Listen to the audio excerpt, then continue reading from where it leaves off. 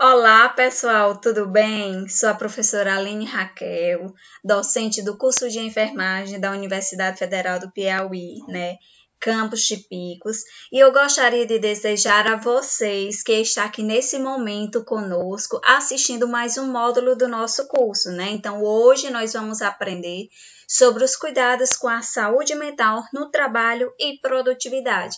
Então, sejam todos bem-vindos, Então, vamos lá. Então, nós sabemos, que a relação entre o homem e o trabalho, ao longo do tempo, ela vem sendo cada vez mais complexa, e modificando os determinantes do processo saúde e doença, Além disso, é importante nós compreendermos, que com a reestruturação produtiva e as novas formas de organização, nós observamos o quê? Um enorme incremento da produtividade e intensificação do trabalho, tornando o quê? O ambiente do trabalho um gerador de novos riscos, no qual vai resultar uma maior exigência e sobrecarga para nós trabalhadores e trabalhadoras. Então, eu quero que vocês compreendam, que as mudanças que se configuram, em aumento do ritmo de trabalho, longa jornada de trabalho, pressão de tempo, repetitividade de tarefas, que é o que a gente faz muito no nosso ambiente de trabalho, conflitos de papéis, conflito de interesses interpessoais, a falta de decisão, aquela falta de ter um maior controle do trabalho, são exigências que a gente consegue, entender que acontece dentro do processo, de trabalho. Então, essas exigências que estão dentro do trabalho, associadas às condições individuais do trabalhador, elas poderão repercutir de forma negativa, principalmente na nossa saúde física e na nossa saúde mental. Me diga de vocês, quem é que aguenta viver sob pressões, Então, realmente, essa pressão psicológica, essa cobrança de atividades dentro do ambiente de trabalhos, elas acabam interferindo na nossa vida física e mental. Então, o trabalho, que ele é gerador de significações, psíquicas, que são sustentadas pelas relações, de trabalho, elas podem estar contribuindo tanto para um equilíbrio, psíquico quanto físico do indivíduo. Então, a vivência psíquica, dos trabalhadores e trabalhadoras no cotidiano do trabalho, ela é mediada por essas ações que acontecem dentro do trabalho, como, por exemplo, a forma de gestão da tarefa, as características do trabalho real, as relações sociais, bem como a relação profissional entre trabalhadores e pessoas da sua própria família, que lhe auxilia na construção da sua vida. Então, isso vai interferir, algumas ações que são desempenhadas dentro do ambiente de trabalho, prazer e sofrimento. Então, é importante nós, profissionais trabalhadores, começarmos a identificar quando estamos adoecendo de forma psíquica, para que nós possamos estar buscando cada vez mais a identificação, do tratamento desse adoecimento de forma precoce.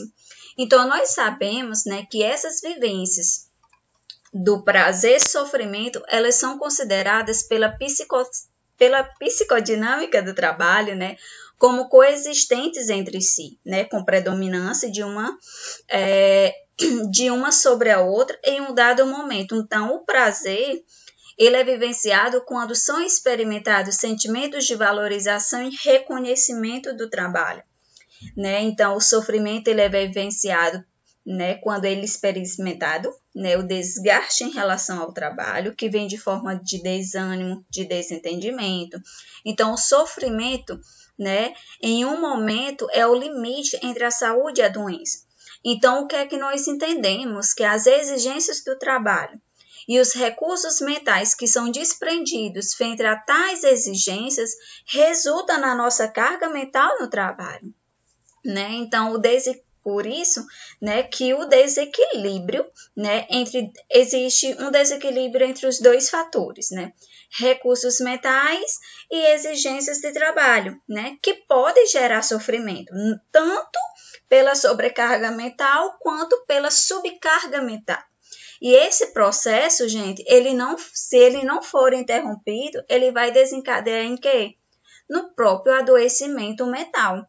Então, nós temos que saber até onde que vai o nosso limite físico e psíquico dentro do nosso trabalho, para que essa sobrecarga, ela se não desencadeie um sofrimento maior, certo? Então, nós sabemos, né, que a natureza humana ela é muito propensa, né, a enfrentar desafios. Então, o sofrimento ele vai implicar naquelas forças que estão ligadas à organização do trabalho que vai me empurrar o quê? A direção ao adoecimento mental. Então, um grande desafio hoje em dia é encontrar uma boa organização do trabalho com condições em que o sofrimento ele possa ser transformado em proveito do trabalhador e da organização. Então, é importante, né, que o gestor dê visibilidade a esse adoecimento mental, né, e com que o trabalhador, né, ele estabeleça uma relação com o trabalho, né, sendo que nós já sabemos que isso é considerado como um dos grandes desafios, né? Nem sempre um gestor ele vai compreender que nós trabalhadores somos passíveis de adoecimento mental, né? Infelizmente, ele só quer saber da nossa mão de obra, né? Mas eu sempre digo que esse assunto ele tem sido alvo, né, de muitos questionamentos e conflitos frente a essa invisibilidade, né, das cargas psíquicas do trabalho. Então, a complexidade da situação mostra uma necessidade de imersão no problema de forma sistemática, né? Então, como pano de fundo do crescimento dos agravos, né, à saúde mental, nós podemos deixar cá o processo da globalização, né? Então, o fortalecimento do financeiro capital, né, ele está muito acionado às altas taxas de rentabilidades.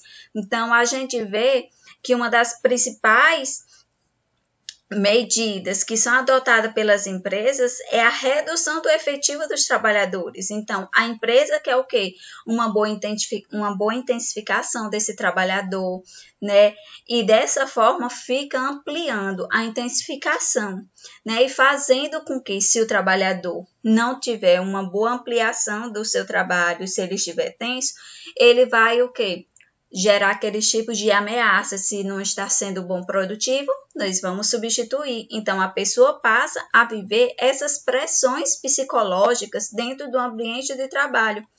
E a outra vertente, né, que a gente pode estar encontrando são aquelas ações de violência, né, de assédio moral, né? Então, essas ações de violência, né, de ações morais dentro do ambiente de trabalho, elas podem trazer o sofrimento psíquico nesse ambiente, né? Então, as formas de organização, né, do trabalho, as relações com o trabalho autoritário e competitivo, as demandas por produtividade, a desvalorização principalmente da potencialidade que alguns trabalhadores têm, isso resulta muito no adoecimento mental, né? Então, o resultado do aprofundamento dessas práticas, elas podem ser expressas, gente, pelo crescimento, né, desse adoecimento. Nós sabemos que o adoecimento mental, ele tem sido considerado nas últimas décadas como, né, um dos principais afastamentos dos trabalhadores, né, pela Previdência Social.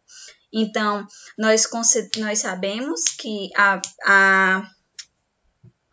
o sistema, né, de vigilância em saúde do trabalhador realiza todo um levantamento, faz todas as notificações, né, desse trabalhador, e aí esse trabalhador ele tem o direito a afastamento para o seu tratamento, né? Então, nós sabemos, né, que desde a década de 2004, né, desde lá do ano de 2004, né, que os transtornos mentais eles estão relacionados, né, ao trabalho, né, e eles são definidos no SUS, né, como agravo de notificação compulsória. Então, se a pessoa tem um adoecimento mental, ele tem que procurar o que? A sua rede para que ele possa ser notificado, né, e consecutivamente dar continuidade no seu tratamento.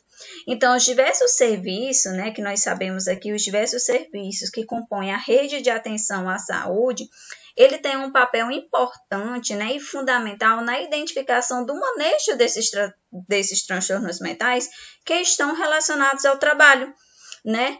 Então, nós podemos destacar o papel do CAPS, o papel da Estratégia de Saúde da Família, do SEREST, das situações de urgência e emergência. Então, são vários serviços que estão, né, aptos a estar recebendo um profissional que tenha problemas mentais. Então, nós sabemos também, né, que a epidemiologia dos transtornos mentais relacionados ao trabalho, né, tem uma vasta quantidade de pessoas, né, uma vasta quantidade de adoecimento, na verdade. Então, a Organização Mundial da Saúde afirma que há centenas de milhões de pessoas no mundo todo que são afetadas por esse adoecimento mental, principalmente por uso de alterações comportamentais, alterações neurológicas, transtornos por uso e abuso de substâncias psicoativas. Né? Dados da Organização Mundial da Saúde diz que lá no ano de 2002, havia uma estimativa que mostrou mais de 154 milhões de pessoas no mundo sofrem com depressão, 91 milhões de pessoas são afetadas com transtornos relacionados ao álcool, né? E 15 milhões relacionados ao uso de outras drogas, sendo que, mais recentemente, a depressão ela é considerada como a segunda causa de morte no mundo, né? Do adoecimento mental, o risco de suicídio também. Então, o número, né, desses adoecimentos mentais registrados na CAT são muito elevados. Geralmente estão mais desencadeados aos sintomas de ansiedade, depressivo, né, risco de suicídio, transtorno afetivo bipolar. Então, nós temos uma vasta, né, de diagnósticos, né, relacionados ao adoecimento mental. Então, professora, como é que eu posso estar reconhecendo os fatores e as situações de risco para a saúde mental no ambiente de trabalho? Então, nós sabemos, né, que nós, trabalhadores, estamos sujeitos, né, a expostos a diversos conjuntos de fatores que podem, né, estar desencadeando, né, esse adoecimento mental no nosso trabalho. Então, como, por exemplo, situações relacionadas à organização do trabalho de turnos, as relações interpessoais, né, relações hierárquicas nos estabelecimentos do nosso ambiente de trabalho, né, às vezes eu sempre digo, você quer conhecer uma pessoa, dê dinheiro e poder, né, às vezes a pessoa é sua amiga, mas ela está num patamar maior do que você e às vezes quer lhe humilhar, né, então tudo isso são fatores que podem estar desencadeando o adoecimento mental dentro do trabalho, né, além disso também, agentes químicos, né, ações relacionadas a zumbidos, ruídos, né, sobrecarga. Então, muitas coisas podem estar associadas. Eu não estou dizendo que é somente isso, mas são alguns fatores que você fizer a ponte de interligação, elas podem estar associando a esse adoecimento, né? Então, como se dá, professora, a essa organização do trabalho? Né? Então, para que nós possamos estar garantindo uma boa produção do nosso trabalho, né, esse trabalho ele pode estar sendo subdividido em 3 formas. Garantir a produtividade. Então, para que eu possa estar garantindo a produtividade, nós vamos utilizar o quê? Da produção, da utilização de tecnologias, da divisão do trabalho, da limitação do tempo que aquele profissional ele tem que passar em uma determinada atividade. Então, o trabalho bem organizado, de modo definido, né, vai ter um bom controle na maioria da produtividade e do próprio lucro que o trabalhador vai gerir dentro daquele ambiente de trabalho. Nós sabemos também que dentro da organização do trabalho, ele passou a ter um papel importante, ou seja, ele determina a forma como nós vamos organizar todas as atividades, todas as tarefas que são exercidas dentro do ambiente. Também entendemos, né, que para atender às necessidades de produção às empresas, né, os estabelecimentos que organizam o trabalho, eles devem adotar, né, modelos que podem coexistir em um mesmo ambiente. Né? Isso vai expressar formas diferentes que nós podemos estar produzindo, né, o nosso trabalho.